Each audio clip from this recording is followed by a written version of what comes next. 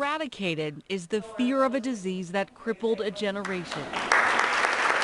But decades later, survivors can see they never walked alone. There's this guy right here is Terry Hansen, and that guy is me back there. Oh my, it's me there. This is a snapshot of polio. Almost 70 years ago at Sister Kenny Rehabilitation Institute in Minneapolis, these toddlers shared cribs and a frightening diagnosis. That year they closed down the state fair because of the polio epidemic. But what's everlasting all these years later is their friendship. We a lot of times refer to ourselves as old polios, not necessarily that we're very old, but we've had polio a long time, so we're old polios. I think we're old polios, that's what we are.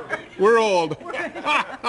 This group was among 300 people recently attending a first-of-its-kind polio survivor symposium, where many could learn about the disease's lingering effects. So I'd have to say they're just the most resilient people I've ever met in my life. Sandy Landberg envisioned this reunion after her job at the Courage Kenny Foundation opened her eyes to the legacy of Sister Elizabeth Kenny. And many different Kenny services are constantly brought into use. The Australian nurse moved to Minnesota in the 1940s with her new polio treatment called hot packing. So they would boil strips of wool blanket in hot tubs, wring them out, and immediately wrap the affected limb. I can remember seeing them in this room with these tall windows, and they'd lift off the tops of them and you'd see the steam rise. Many of the people here today credit Sister Kenny and her kind of revolutionary treatment with their ability to walk today. This group is still bonded by the resolve of one woman who fought for a step forward